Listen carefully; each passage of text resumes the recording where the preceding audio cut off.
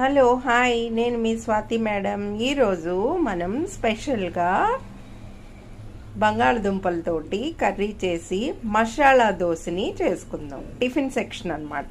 So ముందుగా చిన్న cooker పెట్టుకొని ఇందులో బంగాళదుంపలు ఇలాగా హాఫ్ కట్ చేసుకొని విజిల్స్ 3 విజిల్స్ వేసి ఉడకపెట్టుకోవాలన్నమాట. ఓకే, ఇవి అర కేజీ కన్నా కొంచెం తక్కువ. So today special masala dosa. ఇలాగా విజిల్స్ ఒక 3-4 విజిల్స్ వరకు ఉంచుకోవాలి. ఓకే, ఇదిగో కుక్కర్ అయిపోయింది. ఇప్పుడు తీసి చూద్దాం. ఇలాగా బంగాళదుంపలు ఉడికిపోయాయి కదా, వీటిని మనం ఏం చేస్తామంటే తొక్క తీసేసి చిన్న ముక్కలుగా కట్ చేసుకోవాలి. మసాలా దోశ కోసం ముందుగా ఒక కళాయిని పెట్టాలి. స్టవ్ ఆన్ చేసి ఒక కళాయిని పెట్టుకొని తగినంత ఆయిల్ని మనం ఇందులో వేసుకోవాలి. ఓకే, ఆయిల్ కొంచెం మరుగుతూ ఉండగానే కొంచెం తాలింపు గింజలు వేసుకొని ఫ్రై చేయాలి. ఈ తాలింపు గింజలు చిటపట అంటున్నప్పుడు ఒక పెద్ద ఉల్లిపాయని, నెక్స్ట్ 2 పచ్చిమిరపకాయలని ఇలా కట్ చేసుకొని మనం వీటిని గోల్డిష్ బ్రౌన్ షేడ్లోకి వచ్చేంత వరకు వేసుకోవాలి. నెక్స్ట్ కొంచెం కరివేపాకును కూడా ఇందులో వేసుకోవాలి. వేద్దాం.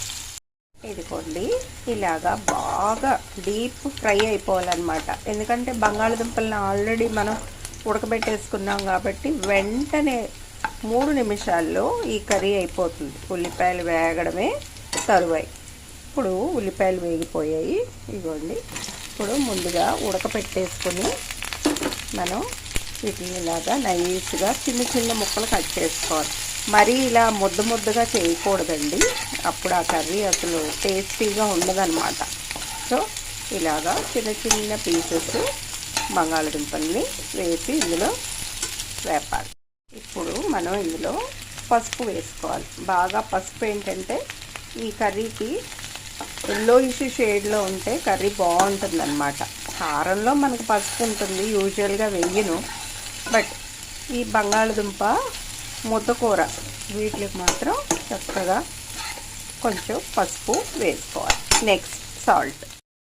పసుపు వేస్తాం కదా, ఇప్పుడు తగినంత సాల్ట్ని సాల్ట్ తక్కువ వేస్తేనే మంచిది. ఎందుకంటే దోశ కదా, దోశ ఎలాగో మనకి బాగుంటుంది.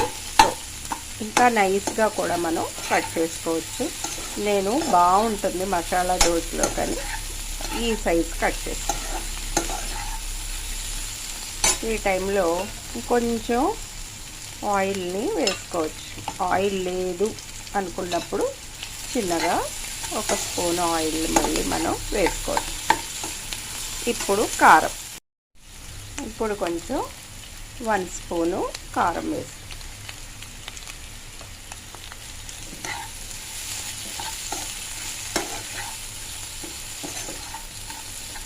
కారం బాగా ముక్కలకి పట్టాలన్నమాట.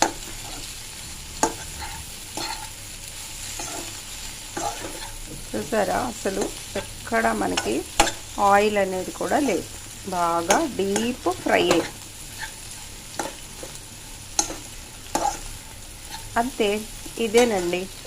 స్టవ్ ఆఫ్ చేసేద్దాం. బంగాళదుంప ముద్ద కూర. సో మనం పప్పుచారు పెట్టుకున్నప్పుడు కూడా ఈ కర్రీని మనం ఇలాగా చేసేసుకోవచ్చు. బట్ ఈరోజు మసాలా దోశ కాబట్టి అది ఎలా వేయాలో చూపిస్తాం. ఇది యాక్చువల్లీ బంగాళదుంప ముద్దకూర. ఇప్పుడు మసాలా దోశ వేసి చూపిస్తాం. ఓకే, ఇలాగా దోశని వేసుకొని నాన్ స్టిక్ ప్యానే పెట్టుకోవాలండి. చక్కగా చుట్టూ ఆయిల్ని వేసుకోవాలి. ఇగో ఇలాగా మనము దోశని వేసుకోవాలి. మరి సన్నగా అయితే అసలు రావండి, అందుకని కొంచెం సన్నగాను కాకుండా లావుగాను కాకుండా దోశ వేసుకోవాలి. దోశని రెండో వైపు కూడా కాల్ చేయాలి. ఇప్పుడు మనం ముందుగానే రెడీ చేసి పెట్టుకున్న బంగాళదుంప ముద్దకూర. ఓకే, దీన్ని మనం ఇలాగా దోశ మీద వేసుకోవాలి.